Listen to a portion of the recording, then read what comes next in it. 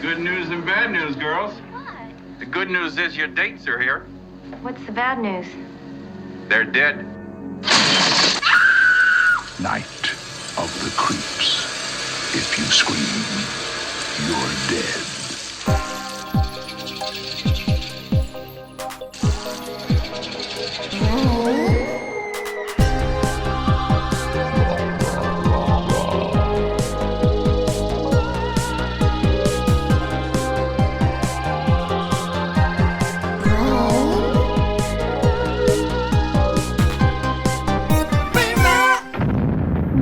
Hello, you stinking rotters. Welcome back to the podcast that takes a deep dive into the best worst horror films of the 80s and 90s. I'm Stevie, your VHS veteran.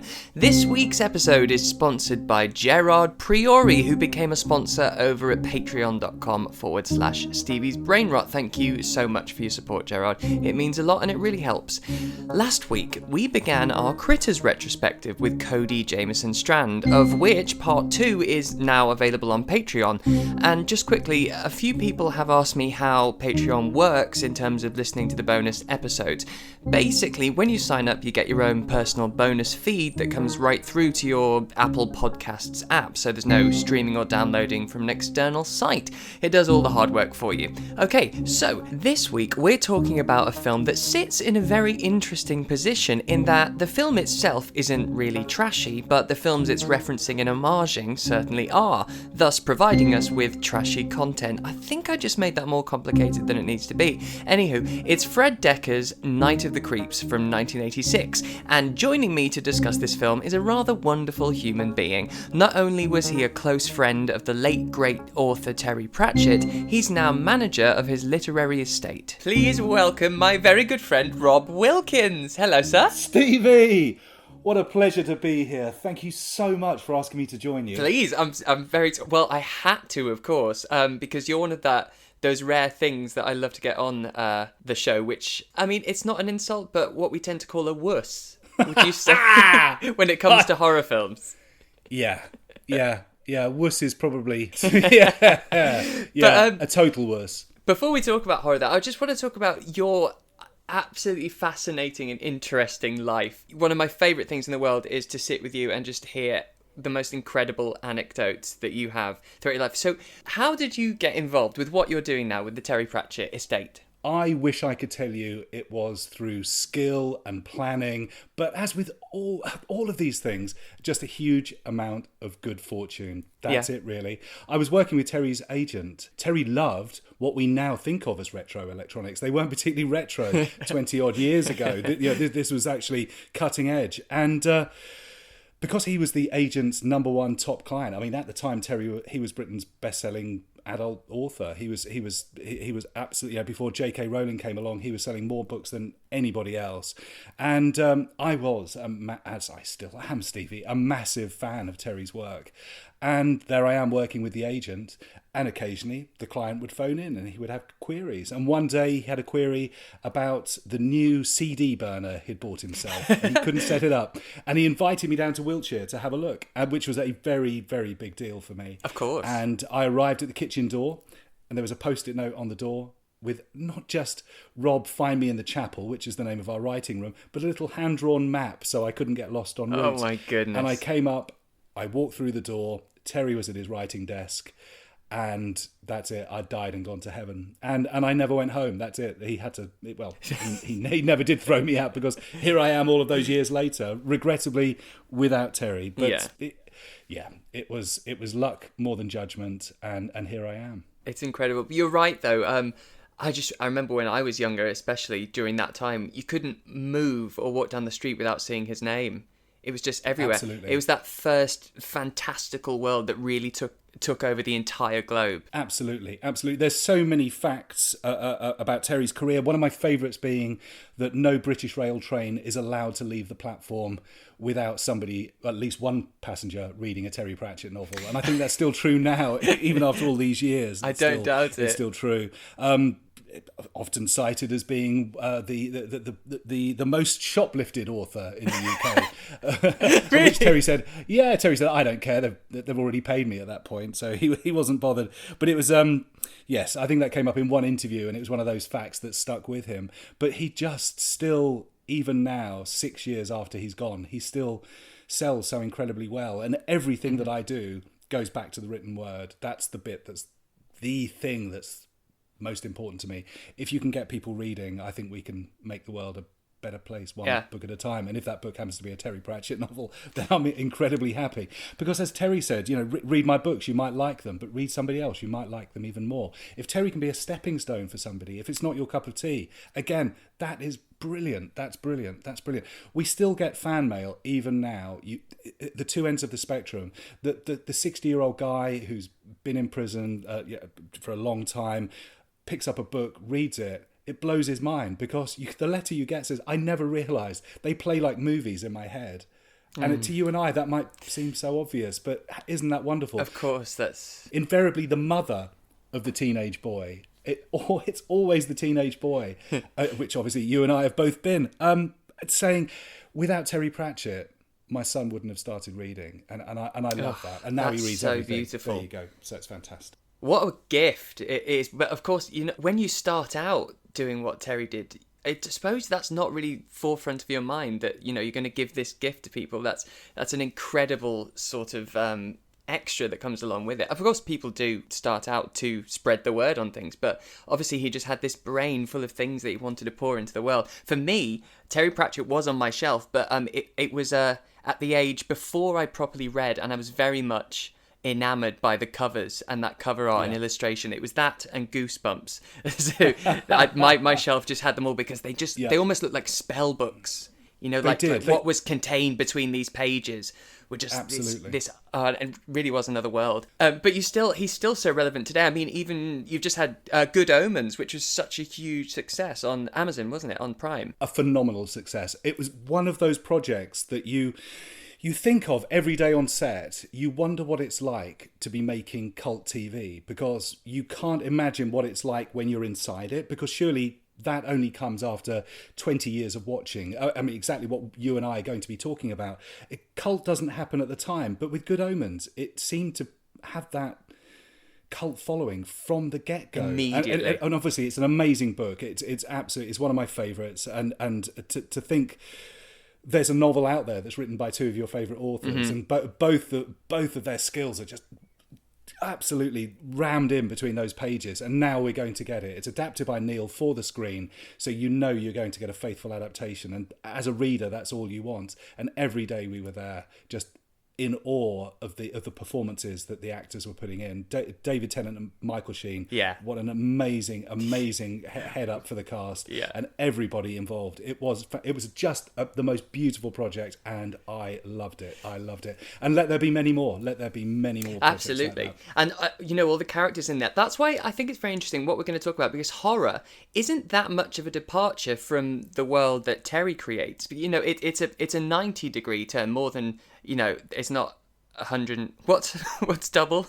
180. 180. That's the one. Yeah, it's because it's still, it's got all creatures and goblins and witches, and so it's not a massive departure from horror. It's genre. Oh, absolutely. And the film that we're going to talk about, honestly, if you threw in Gandalf, there's just about every genre in that movie that appeals to me. So, okay, you say that I'm a wuss, and I hold my hand up, and I cannot deny that at all. Because for me, horror horrifies me, okay? There's just part of me that I can't get over that hump. I know I'm going to be scared. And obviously, with a lot of the cult movies, at what point the scare's coming, okay? So The Ring, you've heard about it. You know that the girl is going to crawl out of that well at the end, and she's going to come through your TV and she's going to eat your face off. That's coming, but it doesn't make it any less scary. So you are behind the sofa, and I can't quite ever get over that. I like a nice song and dance number, But of course, that is what they want, the makers of them. It doesn't have that effect so much on me, but you are the prime candidate for what they are putting out there. I really should wear a blood pressure monitor, and you should sit me down and just see what it actually physically does to me, because the scare is physical. This isn't it frightens me. It's proper, my skin is clammy. Obviously my pulse has gone up. and you're sitting there going, yeah, but name a movie. And you're probably thinking for some, I don't know, under the counter, whatever, snuff movie. No, I'm not. I'm talking Ghostbusters, Right, yeah. And it's so funny though, because me and our very good friend Suze, obviously we watch these things for breakfast, like really horrendous films, while we've got breakfast, we've got guts pouring out on the screen. But I actually really love the idea that you have to prepare yourself for one of these films. You have to go into the mindset, what you're about to see. But the thing is also, didn't you, when sort of preparing to come on this, you thought you'd swat up a little bit, but you were watching films like The Descent, which is utterly terrifying. And then this is not quite on the same level. My mouth is now dried up. I can't find words to tell you how utterly petrifying The Descent was. The moment when, very early on in the film, the girl gets trapped and she can't move forward, she can't move backwards. Oh, that is horrendous. I am in there with her. That's the worst bit. That's so claustrophobic. Yeah. And I feel that. Okay, so this is the fear that I feel is it's a physical fear. It is me sitting in the waiting room to go into the dentist. It is all of those.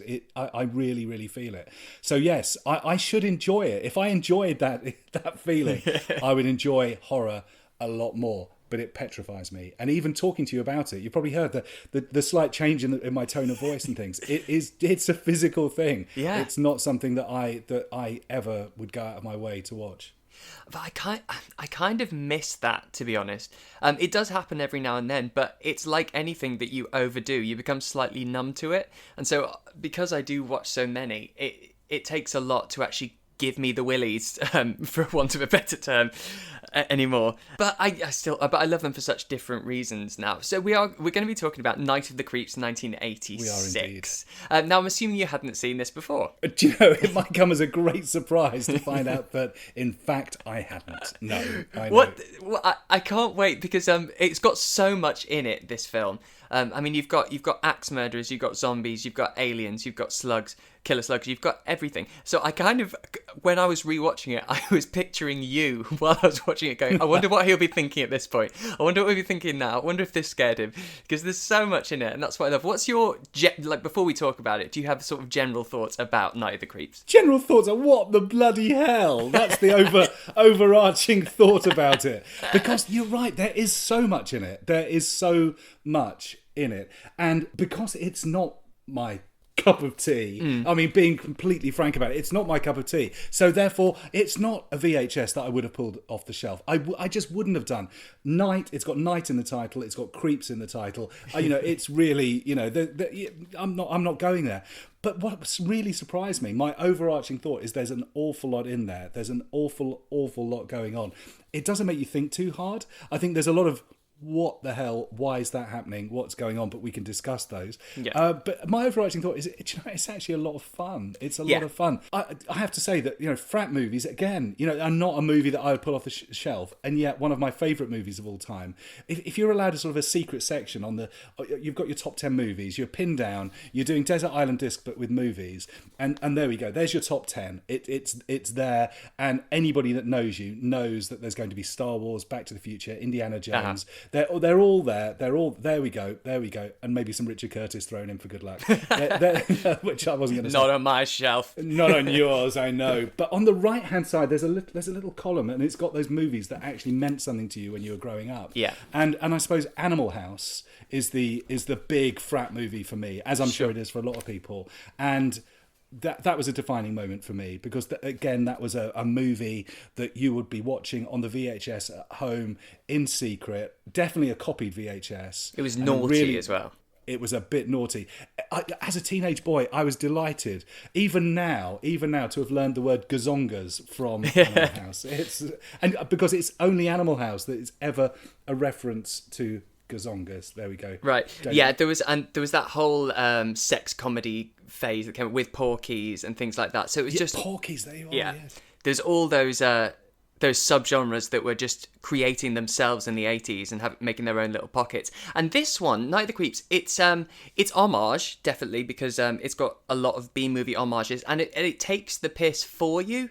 So I talk about an array of bad, good films, or good, bad, however you look at it, on this. And this is one of the ones where it's good about bad films in a weird way. It does it for you because it's referencing all the 1950s monster movies, and the director Fred Dekker, he was a massive fan of those monster movies, and so that's where it all came from. And there's also lots of references to Jaws in there. I don't know if you picked up on some of those, because that's his favourite film. And also he went on, he wrote and directed another film, Monster Squad, in 1987, which is it's very similar style and aesthetic and vibe, with that light comedy and young boys running off and saving the day.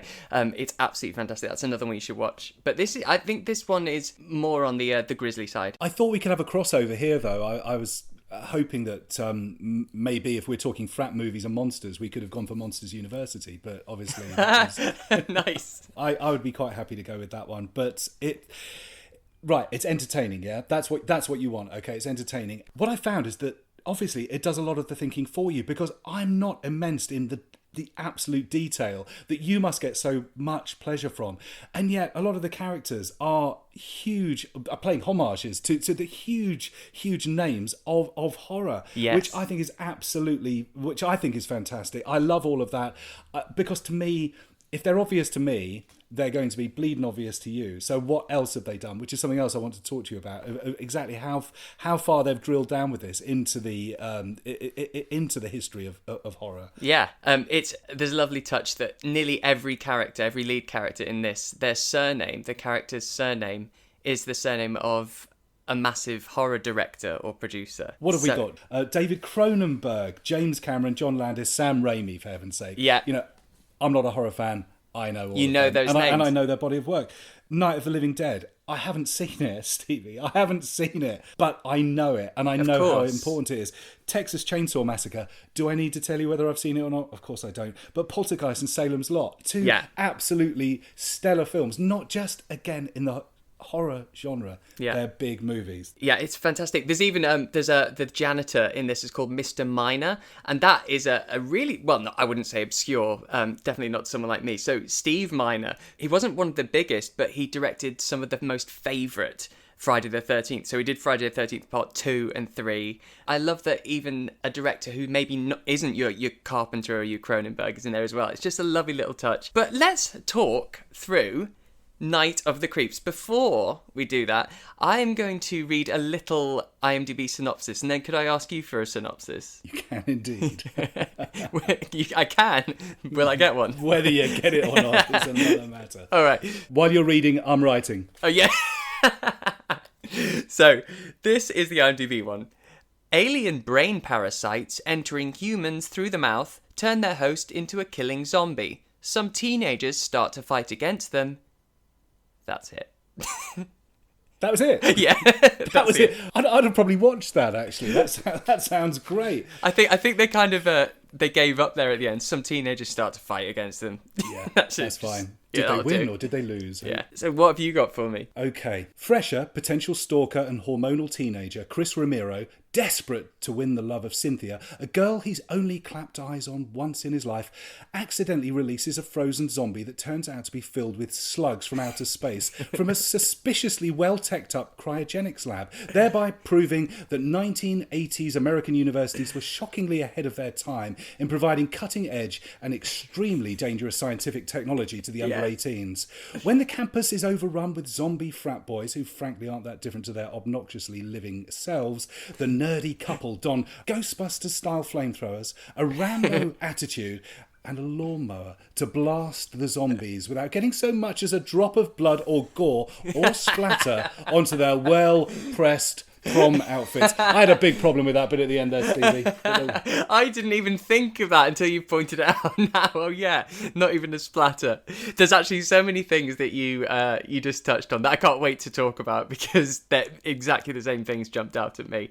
Yeah, that's perfect. That's your film. So let's sort of talk through the main structure. So it opens and we've got these aliens who are frantically running around a spacecraft with guns, right? And one alien seems to be stealing a capsule and running away from the others with it, right? Right. Okay, so let's just establish that was not the opener that I was expecting from this. From the cover artwork, from anything. Okay, so just establish that. Yeah, and I've written down what was Rob thinking at this point.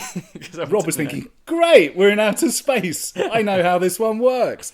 But we've got some strange aliens. Not very good aliens, I'd have to say. Not great aliens. The thing is, I do think they're great because I think it's effective, but they're foam rubber suits and they're worn by little people, but they've actually got mechanical heads, so like the eyes and the lips are mechanical. But I think that alone is quite a lot of work for maybe they're on screen for 40 seconds. The idea for the design for these was from Dekker himself, the director. He wanted them to have babies' bodies with massive heads, and actually when you've got that in your head, it's a wonderful image, like these toddler bodies, and they do look like toddlers running around with toy guns. They are indeed toddlers. They have babies' heads and babies' bottoms because, Stevie, they have developed interstellar faster than light travel, but they haven't developed pants. No. No, they've got other things in their mind, Rob. More important things. And I mean, this capsule's being stolen.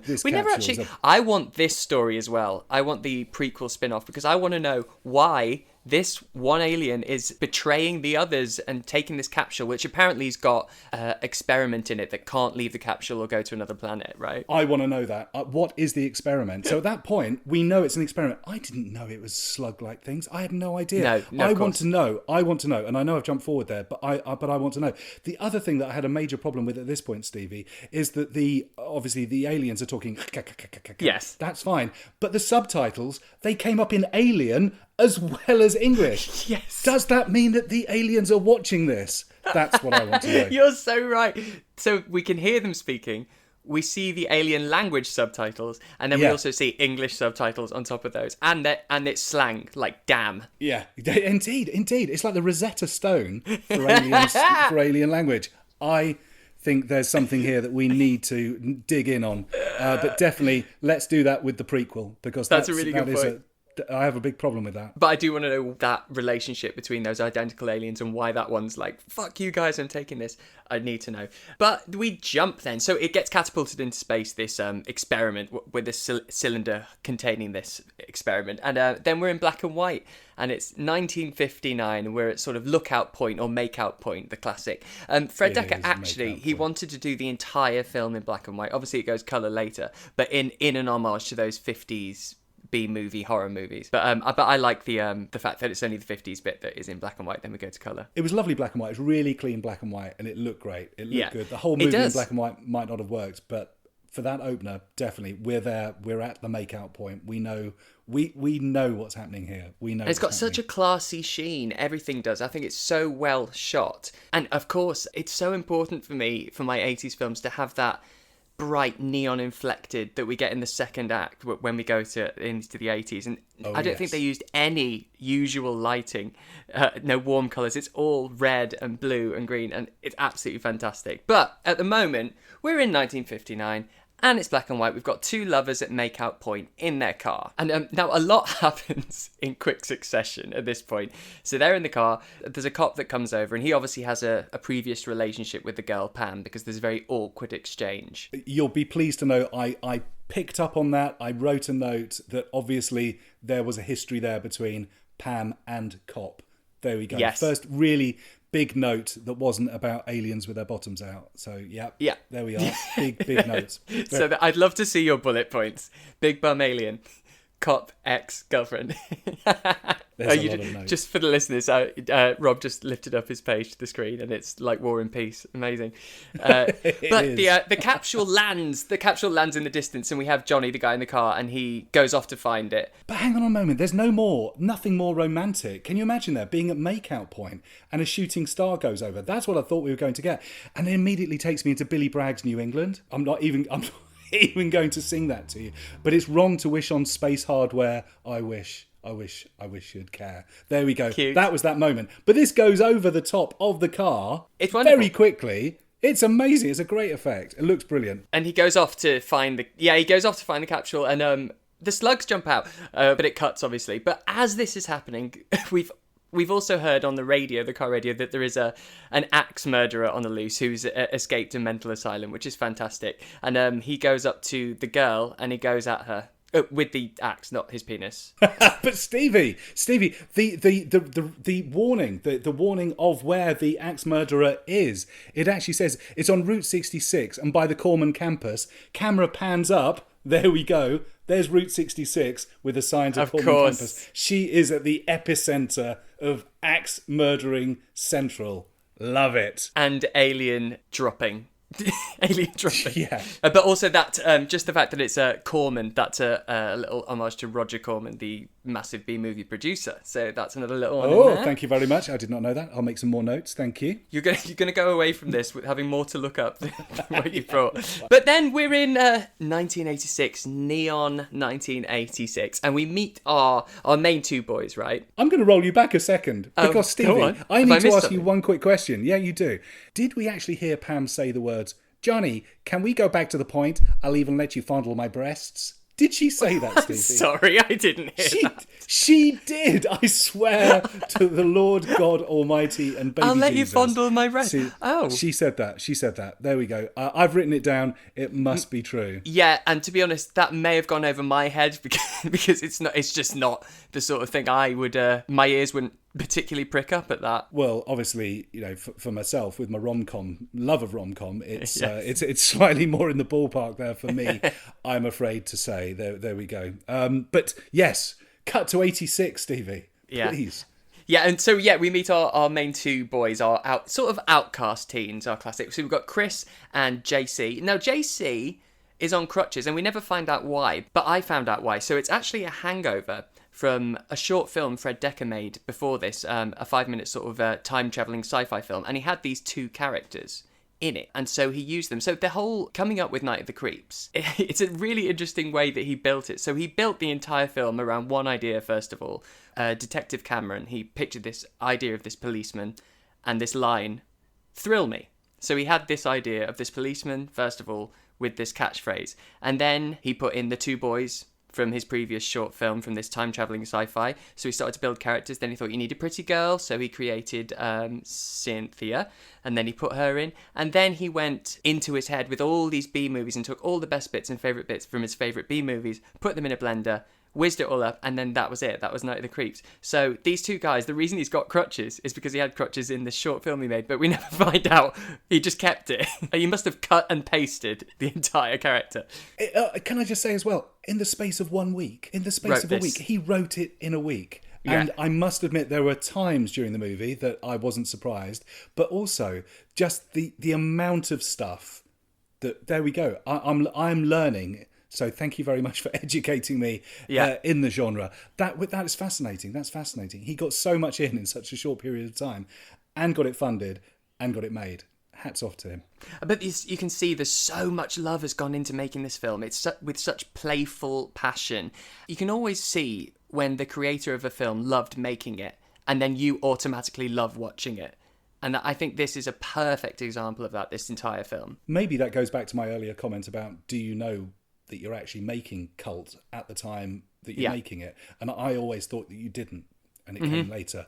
But maybe with this, they knew when they were making this that it didn't matter about what immediate effect. It didn't matter how many tickets they sold at how many cinemas across the country. Yeah. They knew this is a movie that's going to, whatever format comes after the VHS, that they could have only but imagined. This is going to still be watched even then. But then so we're at the sort of college frat sorority party, and this is where Chris falls immediately in love with Cynthia, who we haven't met yet, from across the party, and he goes into full puppy dog. He does. Yeah. But can we just overemphasize how immediate? Can we just stick on that for a minute? He sees her across quite a large space. JC is able to communicate with her by some method unbeknown to man that she knows it's the two of them that are talking. But no, Chris has married her. He's moved to the country, raised a family, bought a black Labrador, and retired. Yes. That's it. Within that moment. And I think we both know people that's happened to, but not necessarily in scene 2 of a classic horror movie. That in itself was fascinating, and it was just the immediacy of that. Yeah, that sort of obsession could make him a person of interest to the police, because but luckily it's much more innocent than that. But JC then he decides the best way to get to her is by pledging beta fraternity so that they can be Yes. near her all the time, isn't it? I love that JC, actually, he's a proper wingman for Chris. There's so much love there. But, I mean, you could read into it. There are several moments in this that I think, oh, is there something more on JC's side, his love for Chris? Is it slightly more than a friend? I don't know. I don't know if it's even deliberate, but there's a really lovely moment. This is jumping quite far ahead, where he leaves him a voice message, and somewhere in the voice message, he literally says the words, "I love you," but it's as a friend. And I wish we lived in a society where that was much more natural, that male friends said to each other. It does happen occasionally, but male friends were fine with just saying, "I love you." I love you, mate, because you do love your friends. But especially back then in the 80s, to see that moment, I love it so much. I'm sure everyone in the cinema at the time all like went, "Oh, gay." But I love seeing that. I think it's a lovely little relationship they've got. I think I'm so glad that you mentioned it, because it's definitely here as one of my notes that it's definitely a love between them. Definitely, definitely. And I think as a bloke, as a fella, to have a wingman like a geezer. A geezer. That's it, exactly. It's a rare thing, isn't it? Totally. That's the guy who would. I don't know, if you're bump starting your car, he'd be the one at the back pushing your car. He'd be out there getting your washing in when it started raining. He'd go and pick your dry cleaning up for you. He would do all of that. Yeah, affection being shown between hetero cis men, I think, is so rare but so beautiful. Do you know what? Do you remember the days when we were allowed outside?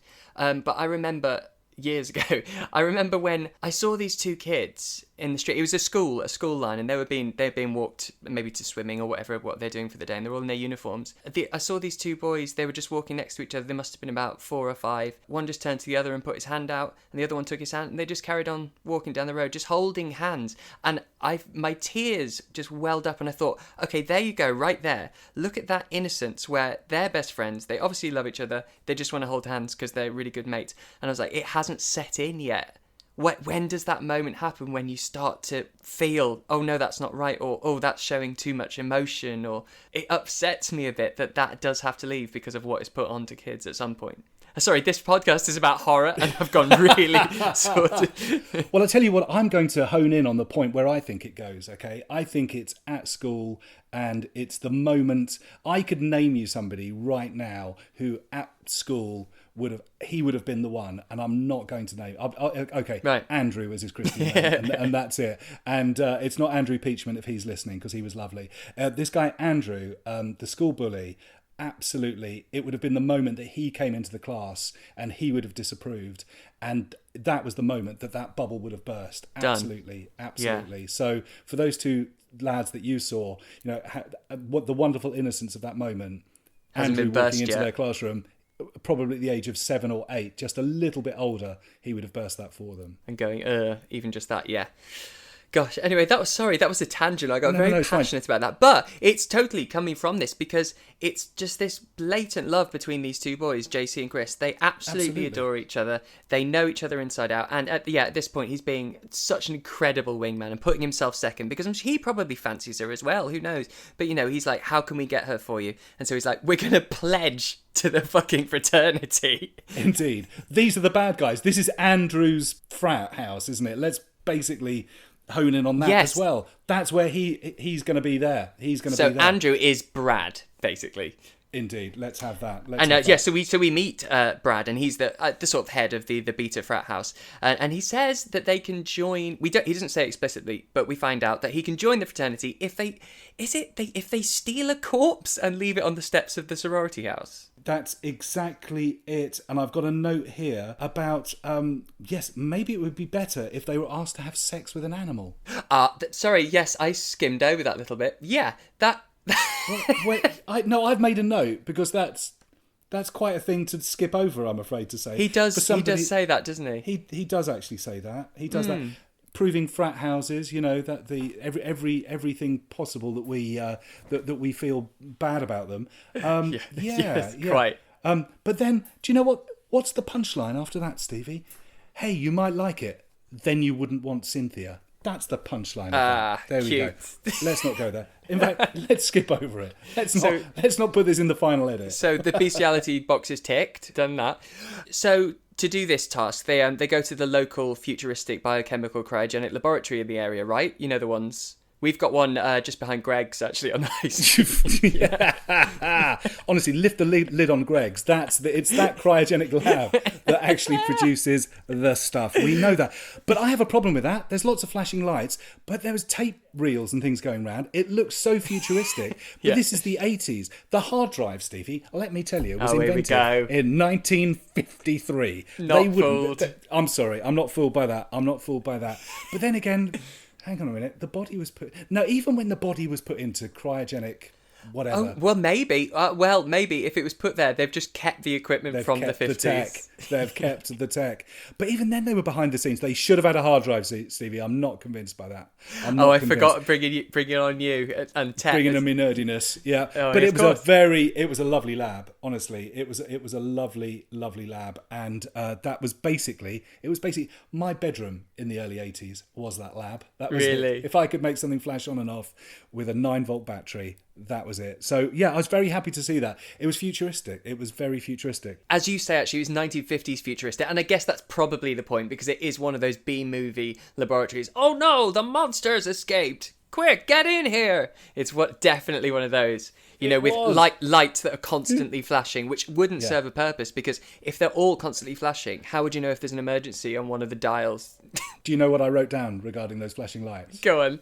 Can you imagine the size of the instruction manual? Can you imagine that? That not only is that one flashing, but the 27 to the right of it are flashing. But how could you identify which one needs attention if they're always all flashing? If they're all flashing. Nothing had labels. No, it did. Some things had labels. One very important thing had labels, and we'll get that in a moment. But Stevie, tell me, how did we get into the lab? How did we get in there? I can't even... Oh, hang on. Isn't it something ridiculous but where the lab technician can't remember the very last digit of his keycard entry, and so makes a phone call to a friend to get the last digit, which happens to be 0. We don't know that. The boys sneak past him. As they're passing the door that he can't get into, he just plays around and presses 0, and it happens to open it.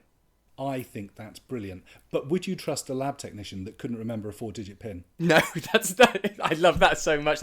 But he does make a joke about that when he dials his friend. He dials it by memory and goes, "Oh, so I can remember a phone number, I can but not a remember 4-digit PIN." It's great. Yes, a problem with the plot. Bear with me a second, make a big note about that right there. There we go. There we go. Hole right there. But this is where the guy from the very first scene from the 50s, he's cryogenically frozen. That's not easy. Yeah. But what does he call him? I think JC calls him a corpsicle. A corpsicle. I love that. Very witty boys. It was very good. Lovely line. That's it. Yes. But boys will be boys, and of course there's the big red button that you shouldn't push in all laboratories. Which is one of the only buttons in the whole lab that has got a label. And what does it say? It doesn't say "do not press." It basically could have done, because it says the words "disengage." Disengage. You don't press that button. That's the end of the universe button. And of course they do. And the body falls out of the chamber. It's amazing. And then, does it move? Is that why they flee? I can't really remember. I think it grabs one of their arms or something like that.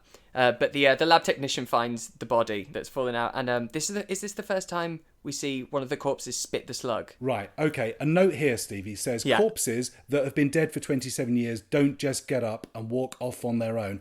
Cut to shot of the corpse having got up, now walking off through the campus, okay? That very line is also in Fred Dekker's The Monster Squad. Oh, so he reuses that line in Monster Squad. It's directly that exact line. But it's brilliant. But of course, that's perfect. But I love all this because it's being so deliberately obvious and tacky. And I think it hits a home run with all of that. I think it's done so well that it's not roll your eyes corny. It's, I see what you did there. You're in on the joke and you're more clever than the joke. So therefore, you're making it funny. You couldn't have put that better. I like that. I buy into that because your hand has been held going into the gag. That's fine. Yeah. And now we're all laughing together at the gag. That's good. No, I'm very happy with that. Now, I want to know what you think, because we meet Detective Ray Cameron now, played by the amazing Tom Atkins. And he's dreaming, he's having a dream, and he's sat on a beach and he sees... Well, it's Pam from the first scene, so we do find out he was the policeman from that first scene, but years later. And she's coming out of the ocean in a sort of 50s prom dress. And this is the one of the Jaws shots, so it's exactly the same shot as Roy Scheider on the beach looking for the shark, and the way he pulls his sunglasses off is a direct homage to exactly the same movement that he does in that. But what do you think of Tom Atkins? Just brilliant. It's acting wound up to 11, isn't it? It's just I'm going to read my lines and you're going to get a performance, but you're going to get my performance. Yeah. And he does that in everything he's in. He's just brilliant. Undirectable, I reckon. I do not know this from experience, but an actor who's so good at what he does, I don't think you can possibly direct. What, you think he turns up on set and he knows how it's going to go that day, what he's going to do? He knows his lines. He just walks on, and he just knows exactly how to play it, and that's a gift, and that's beautiful. Yeah. And of course, it comes across so wonderfully, and he's now my shining star on the screen. We've got to this point. He's walked on, and I don't want him to leave. I want him in every scene from here on in. And this is the moment now. So when he wakes up from this dream, he literally picks up the phone and goes, "Thrill me." So that was the moment that Dekker thought of in his head and created the entire film around this sort of cool, boozes too much, smoking detective who likes to walk into a room and go, "Thrill me." So I just think it's brilliant. And it is such a great catchphrase that he has just when he walks on any crime scene as well. "Thrill me." How many times does he utter it in the whole movie? I think it's 5, but it feels like 23. Yeah, Minimum. Which shows they're very well placed then. It shows the maximum effect. There we go. Yeah, and it works so well. I would have gone for 23. Yeah, but I think it's actually 5. That's off the top of my head. So don't at me, people at home, if that's incorrect. But he's obviously come to the crime scene, and our friend has obviously thawed out and left because the body's missing, and so it makes its way. As you were saying, you see these cuts where it's walking around, and it goes to the sorority house and it taps on Cynthia's window. This is the first time we see its sort of proper zombie face. It's got a rose, right? Yeah, it's got a rose. Yeah. He sniffs the rose. But the most horrific thing in the movie has just happened. Can I just point this one out? It has just happened. So Cynthia gets dropped off by Brad at the house. Okay. And they walk to the door. The guy and the girl who are talking near the door, he looks like he's strangling her. I think there's going to be... I know exactly. It looks like he's got her by the throat. I think he's got his hands... Well, it's meant to be like he's got either side of her face looking into her, lovingly gazing into her. But it doesn't... The placement is wrong. Good. Like, it's on the neck, and it literally looks like he's throttling her. I thought we were about to see something here. My pen was poised for a big note here, because... something is... Oh, right. They're going to separate. Cynthia's gone. Now, girl gets horribly murdered by... I just thought it was going to... We've had so many things going on. I thought this was going to actually represent something. It was so focus pulling. It was. And I didn't pause it, and I watched through, but it's one of those moments that really struck with me. Sorry about that. No, I completely... And I'm glad you said that, because I forgot, but it completely took my eye. But yeah, so... Dead Johnny, I think his name is, from the 1950s. He this is where we get the slug. Jumps out of his mouth. It's the first time we see that. Yeah, that's properly. It. Yeah. Oh, that's not good. Then we learn that when the slugs, well, they're the creeps. We call the slugs the creeps. That's what their name is. So when the creeps leave the body is then a lifeless corpse. So they're just using it as an incubator, basically. Then we've got this great bit where all the sorority girls are around the corpse. Obviously the slugs have jumped out, so his corpse is down on the floor, and the girls are all looking at this horrible corpse with its head split open, and it's getting zipped up into a body bag. They finish zipping it up, and then the cop says to them, "Stand back, girls, you don't want to see this." My friend, they have. They have seen it. Yes, in Technicolor, whilst also not getting splashed with anything on their gowns. I would like to. Do you know what? I feel like I need to go back, because you've pointed this out now. I'm going to repeat it later on as well, on 2 very specific places, but that would have traumatized me. They are going to need help to get through this. But no, a body bag is far worse than the split open skull. Yeah. Well, yeah, thank you for... I think we've got Mr. Miner. So he was the night janitor at the Super Duper Lab, and he saw the boys, so they are now people of question, and they're called in for questioning. Screaming like banshees! That's it!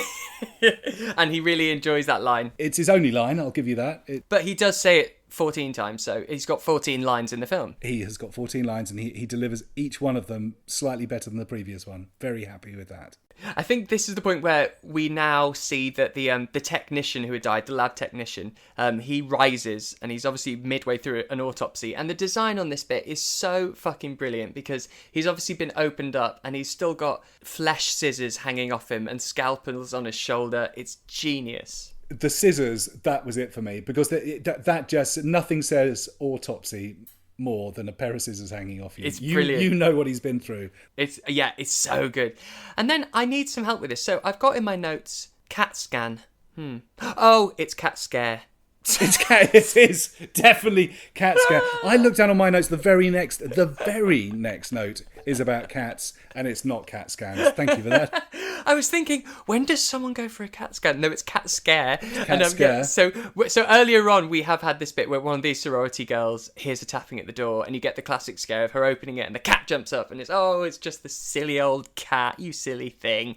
And so this is happening again, this exact setup, and there's the tapping at the door, and she goes, and then we get zombie cat maggot head creep cat. It's not pleasant, it. Is it? It's not pleasant, that, Stephen. It's not pleasant. As a cat lover, I didn't appreciate that.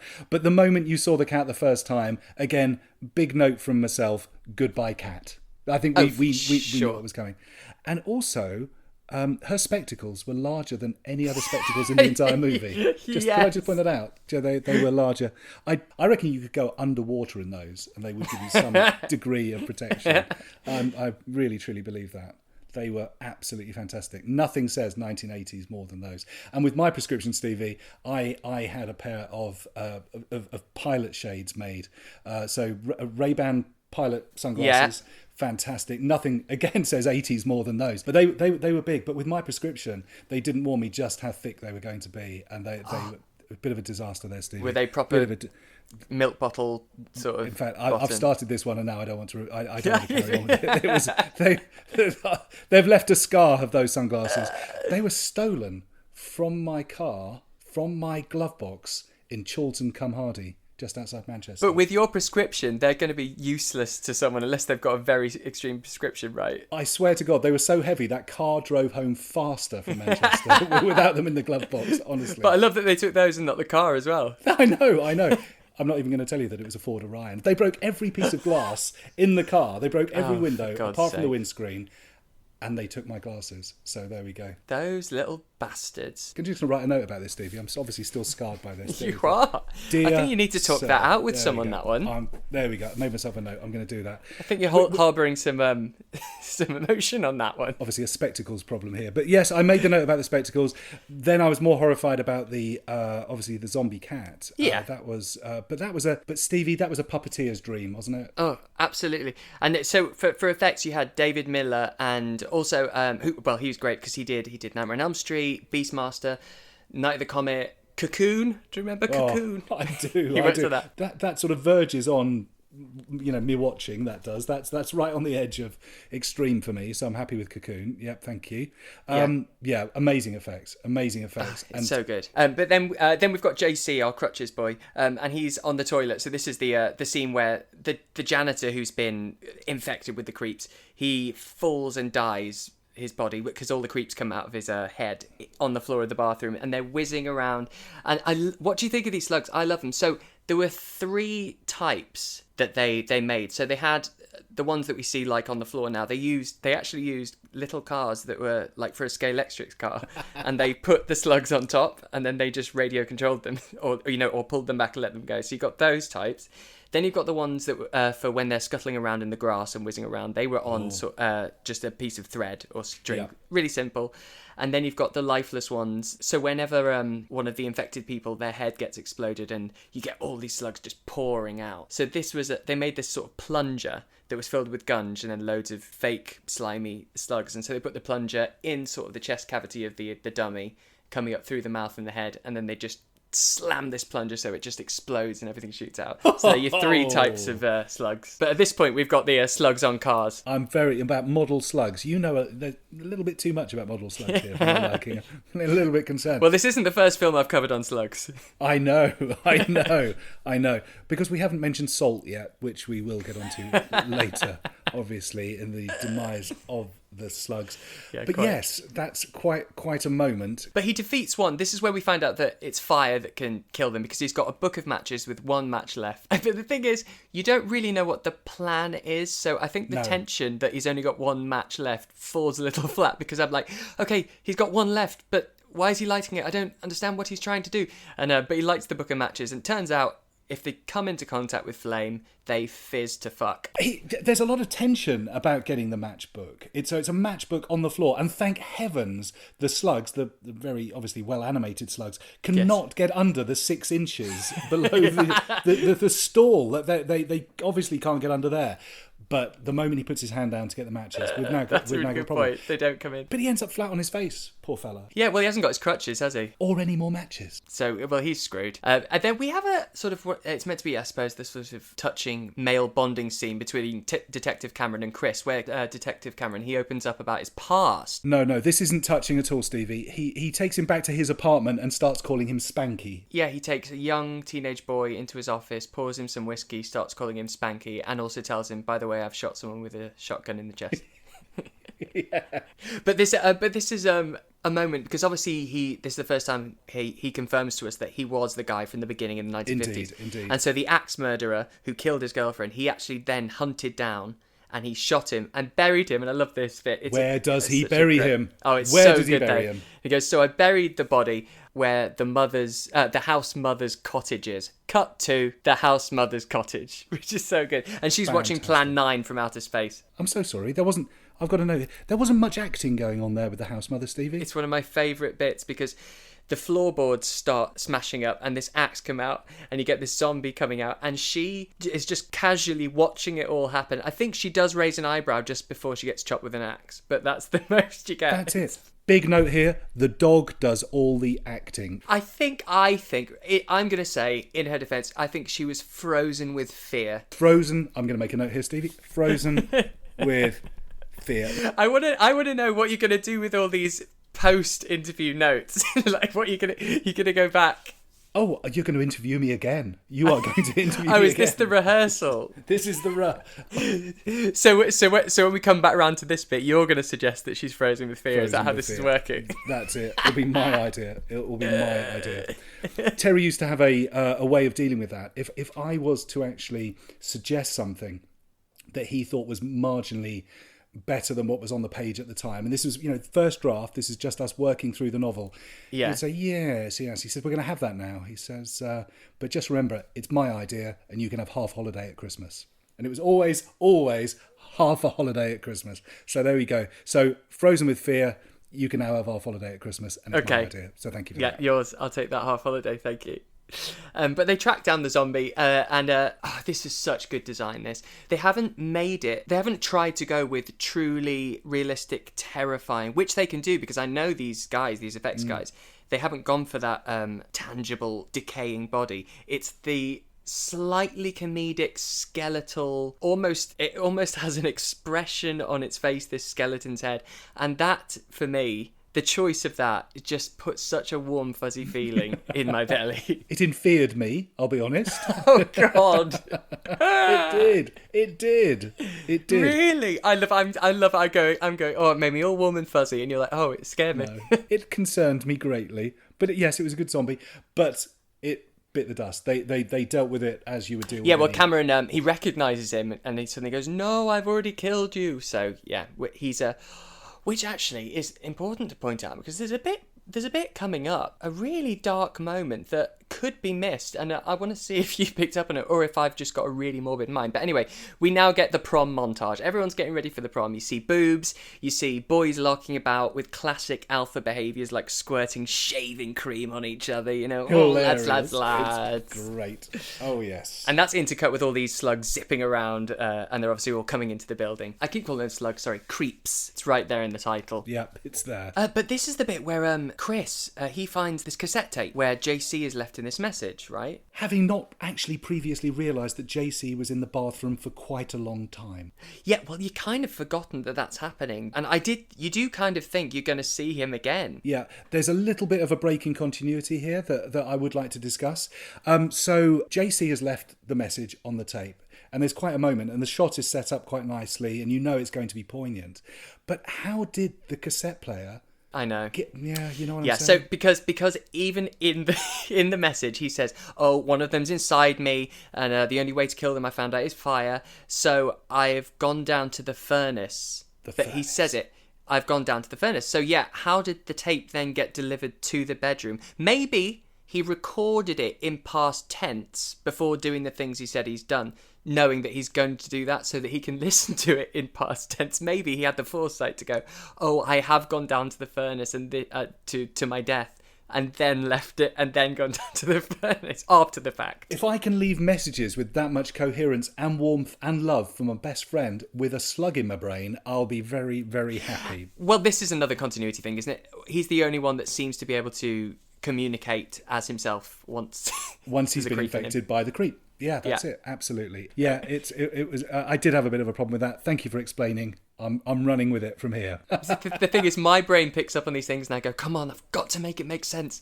I'm like, he recorded it in past tense with the foresight, and then oh gosh, then we get another zombie animal because Brad's outside. He's pissed off about something or other, and we get the zombie dog. The zombie dog again. You probably know the name of the visual effects supervisor who made the zombie dog. Well, that one, it will be either David Miller or it could be Robert Berger. It's one of them. It was a very good zombie dog. They will sing songs about it. I love it, but also I love that they don't try and make it awesome, because next time you see the zombie dog, and because it sort of derails the bus that all the boys are on, but it's just this puppet stood in a road. It's fantastic. But this dog at the moment, it shoots a slug into Brad's mouth, so we're losing Brad now. Which, let's be honest, dear viewer, this is a good thing. We're losing Brad. I think that's a good thing. He's got bleached hair, but it's peroxide, isn't it? It's just pure peroxide. That's all it is. It's just peroxide. And yeah, Stevie, you don't realise this. We were all there in the 80s. We're all there. Did you ever do Mad Hair? Oh, yeah. Friday nights. It was the one thing. Different colour every Friday night, because my mother was in fear. Oh, yeah. My mother was in fear that I would have a tattoo, and therefore just dyeing my hair ridiculous colours. So your rebellion was to dye your hair? To dye my hair, absolutely. So, yeah, I went down the peroxide route, and I remember the Friday evening, probably 13 or 14, when I first put some peroxide in my hair, and I put a bit in, went to have a look in the mirror, bit more, and it wasn't doing anything. It just wasn't doing anything. And I went to bed that night with normal hair, and I woke up the next morning and I realised as I got up, it was my pillow. My pillow is now bleached, because obviously I didn't wash it off. I didn't realise. So now I go to the mirror, that's it, and now I've got this just an orange flash across the front of my head, and that's where it all started. And I started good job it didn't fall out. Colours. I know, I was very lucky. It's obviously done something, because, dear listener, it's still all mine. It's still all mine. It's strengthened it. It's strengthened the roots. But yeah, it was a different colour every week. But one week in particular, it was a strange purpley, lavendery colour, I suppose. Oh, love. And yeah, my father, not known to be big in the hairdressing world, went out and bought me a bleach so I could bleach it back to something, and that didn't really work. It's now blotchy all over. So again, leaving it to my father to cure my hair dyeing problems was again not the best of ideas, because can you remember toners and shaders? Can you remember those? Yeah. Well, he went out and bought me a toner which effectively were just shades of purple, because they were meant to go on the blonde hair. The opposite side of the spectrum. Yeah, absolutely. I washed that into my hair, and I now look diseased. Oh, bless you. Dad has now stepped back and gone, "Whoa, that's it. No more. I've tried twice at hairdressing. I'm going back to engineering. I can't. That's it. You've had your lot. You've done it. You can relate to Brad's plight in his untoned. Oh yeah, sorry. Back to the movie. Hair. Yeah, it was great. It couldn't have been more 1980s. I loved it. Now this is the bit I wanted to see if you picked up on it. So Chris goes to Detective Cameron to inform him of everything that's going on, because obviously Cameron has just seen the skeleton of the person, the axe murderer that he shot away, and he's in quite a state about it. So he goes to see him to tell him, and then he's like, "Okay, yeah, I will help." And he then turns off every gas dial on the oven, and the oven is wide open. Yeah. I have here, Stevie, he was in the midst of a suicide attempt. Yes. He wasn't baking potatoes. No. He wasn't making his tea. That's so dark. And it's not spelled out, so if you didn't know what that meant, it'll just pass by. He's just turning the oven off. But you can see that that's what it's set up for. I think it's a really dark moment, and it actually shows this... Because obviously he was so traumatised that the girl he loved was chopped up by this ex-murderer, and the only way that he could get over that was by killing him. And then that fucking guy, the only way he got over that by doing that is back as a fucking skeleton. So it's, well, there's that's led him to it, but also the whole world's going fucking nuts. It's a bit nuts.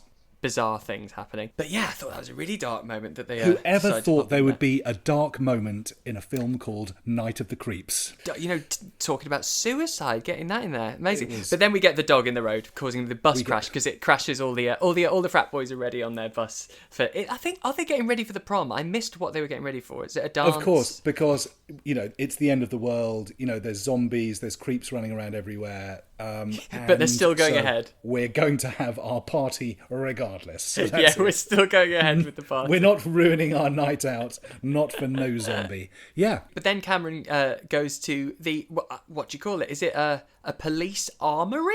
And asks for a basic flamethrower. Yeah, he didn't want a complex one. He just wanted your basic one. That's it, yes.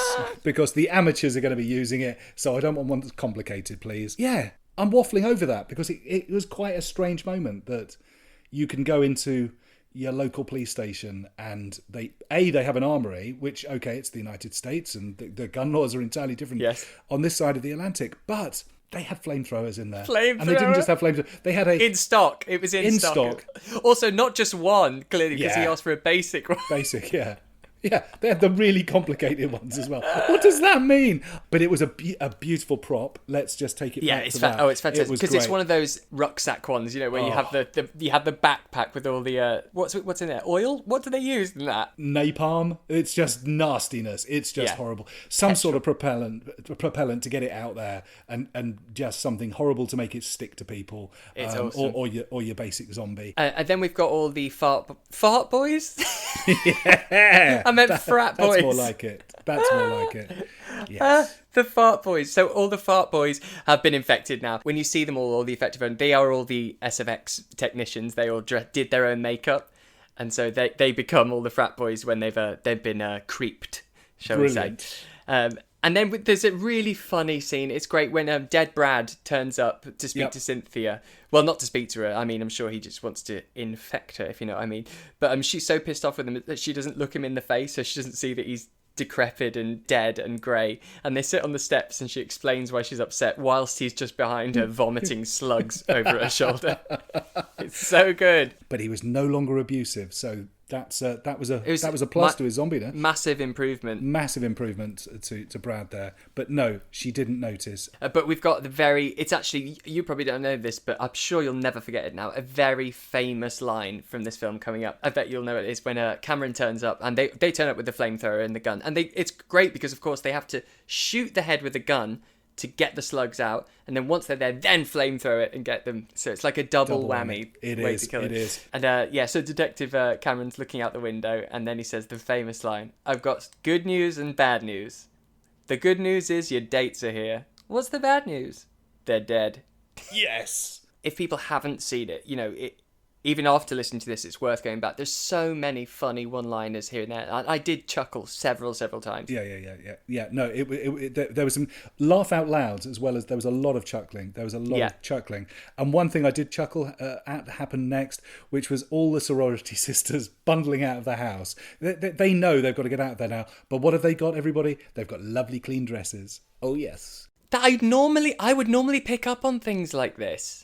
And that's actually not something that I did. I wonder, that's really interesting. But also, to be honest, the more blood you put in, the more trouble you have with censorship and having to cut things and getting your rating certificate. So a lot of films, that's why in a lot of sort of demon films, they changed demon blood was always green or black, because if you have red blood, then the classification would be hired or you'd have to make cuts. So maybe there's not that much blood.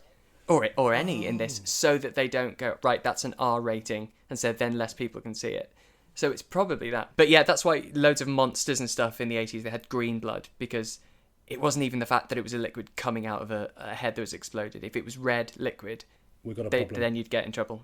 You'd either get cut or a really extreme rating. So that might be that. That might be something to do with it. But yeah, so all the creeps, they've descended onto the sorority house now, and there's heads getting smashed open, slugs flying out, everything's getting burnt and smashed, and then there's a bit where, so all the slugs, they're heading to the basement, and I forgot, there's a moment earlier where one of the sorority girls, she needs to store something in the sorority house, and she asks Cynthia, and Cynthia says, well, what is it? And it's all these jars, and she says, oh, it's brains. And so she's got all these, and I think human brains, because when she says, oh, they're human brains, she doesn't say no. She just says they're for biology. They were for her project. That was it. She needed to store them. And what is Cynthia's response? She's fine with that. She's fine with it. There's jars of human brains coming into the sorority house. She just doesn't want them upstairs. No, that's all. Into the basement, Into please. the basement, there you go. Thank you very much. Take your brains and fuck off to the basement. But all the slugs are going down there where the brains are. And they make... I might have missed something, but oh yeah, there are thousands of them. But then they get worried knowing that the brains are down there. So are they worried that they're going to, suddenly have super brain slugs? Or they reanimate something? Because I don't see what the problem is with the slugs getting to the brain, apart from ruining her class next week. I know. She's in so much trouble. Brains do not grow on trees. I don't know why they're so worried about that. But anyway, luckily, it's gathered all of the slugs. And you get some stop motion here. It's really cool, and a bit of animation. So there's thousands and thousands of slugs all in a massive sort of pile against the wall. And I love this bit. And you've got Detective Cameron, who, he's the captain going to go down with the ship because he's got the gasoline. He starts throwing it everywhere. He's got some gaffer tape across his mouth so they don't get it. Yeah, so they don't get it in his mouth. That's a nice moment. Brilliant moment. I do like that. Yeah, the kids leave him down there, and kablooey, the whole place goes up. I've got another big note about this, Stevie, as well. Yes. If you now ask me to count down from 10, could I have the rhythm of the countdown, please? You know where I'm going with this? Because he's counting down, yes. Yeah, okay, so 10, 9, 8. So we both know how to count down from 10. Yeah. They start at, 25 or something like that? They start in the 20s, yeah. They start in the 20s. But the countdown, the rhythm of the countdown, Cameron is going 10. Yeah, I know. 9. Sorry, it doesn't work like that. If you want to go from 10 to 9 with that much of a gap, just start higher. Start in 50. The 30s. Start at 50. We know where we are. We're all okay. Or look at your watch. Give me 2 minutes. We don't need to count from 120. That's fine. No, I'm not convinced. Yeah, or if you're going to keep the gaps that big, start at 4. Start at 4 indeed. But it worked out okay because kaboom, that's it. Yeah. The house goes up, bang. No more creeps. Or is there? So then we get the burnt corpse of a poor... Well, all the kids are fine. They're all cheering. We get the burnt corpse of him walking out with the fag still in his mouth, which is a lovely touch. And it collapses. They all pour out of his brain, obviously, because they're still there. They've all taken over him.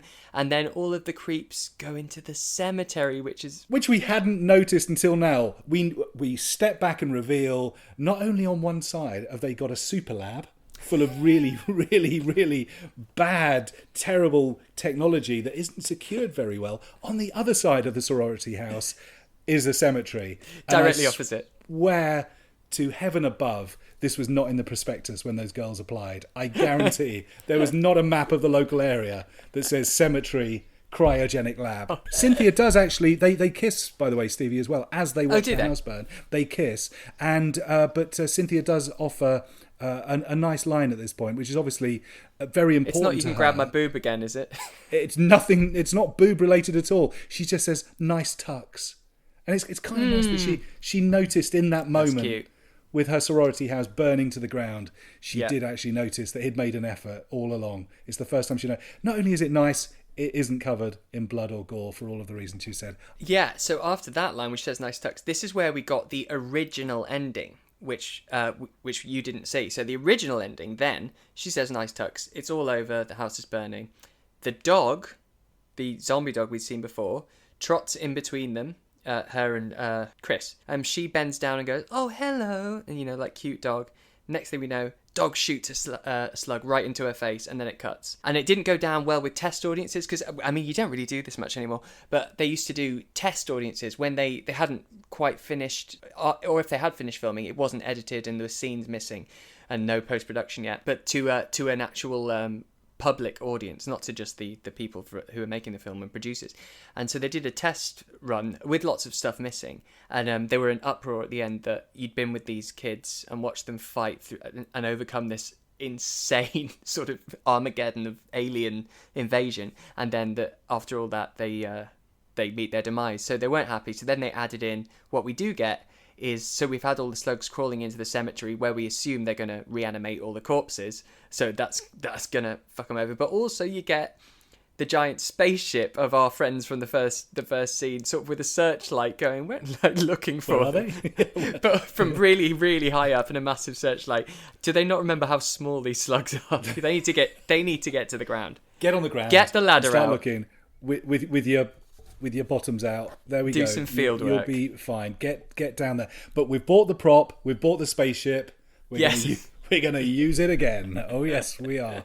It's a really cool moment, and it's just, very cool I think it's a nice book. I've watched the alternate ending with the dog, and see, I don't invest in that way where I suddenly feel let down or sad that something's happened to a character. I'd just be like, oh, that's a really fun ending, kiddo. And it's very much, Brian De Palma really started these with Carrie in the 70s. He really started these final moment jump scares of having the audience think everything is over, and then suddenly, bang, one last scare, and then it goes to credits.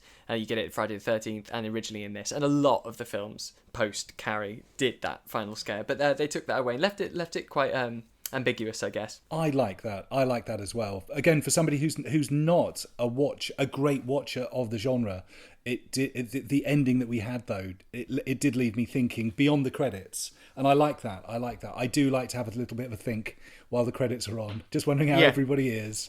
This was not going to. Yeah, we were going to get some reanimated corpses. But that's Night of the Creeps. What have I missed anything or scooted over anything that's burning a hole in your neck? They Cynthia and Chris are there's three zombies that are very slowly moving in on them, and they're trying to get I think they're trying to restart the flamethrower that doesn't appear to be working very That's well. Right. And what do? They hide in a pretty tight shot actually of a sort of trellis shed thing.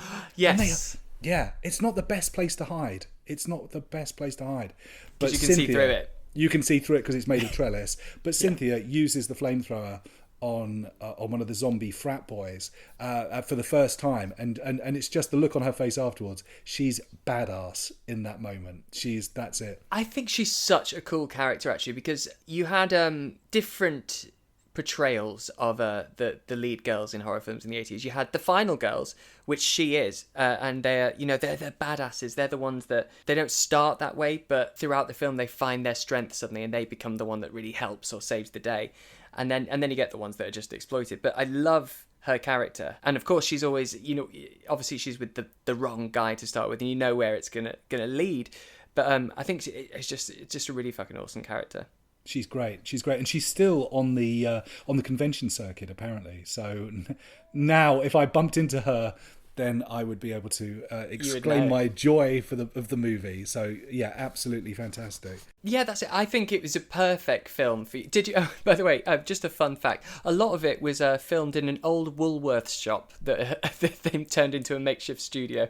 Why am I not surprised? Fantastic. I just thought you'd enjoy that. But it wasn't exactly made on a budget. It had a decent sized budget for the time. Yeah, oh gosh, It was a lot of money. And especially for a first time director, who wrote and directed it. That's it's quite a lot of trust to put in him, but it's executed so well, and it's got such a Zemeckis vibe. It's very Back to the Future. It's got lots of that, and also a bit John Hughes. It's quite got weird science and that neon stuff. But I think it's such a great film, and I think it's a really good film to, not that you have to introduce children to horror, but if you're going to, it's one that you could get away with showing them at a ripe age. Which is why you introduced it to me. But yeah, so that's why when you said like you'd watched The Descent, I was like, oh gosh, he's preparing for something He's doing extreme. his homework here. But that's scary for the. Yeah, that's really scary. That's really scary because I can put myself down in that hole. I can't really put myself into a 1980s frat house scenario. Yeah. So I'm going to be jumpy for different reasons. And I was. The jump scares worked absolutely as intended. They would be very pleased, I'm sure, to see me in the audience. And so apart from the clean clothing and the misrepresented technical devices, did you love it? I loved it. Honestly, if you threw me a hard drive in there into the cryogenic lab, I would have been very happy. But honestly, there's nothing that looks more science fictiony than a tape drive. So no, I will grant them that one. But no, I loved it. Would it make me watch more? Well, you're gonna have to, because I'm getting you back on. But this is a warm up. I'm gonna throw you in the deep end, I think. I'm not gonna say what, but I've got a few in my mind.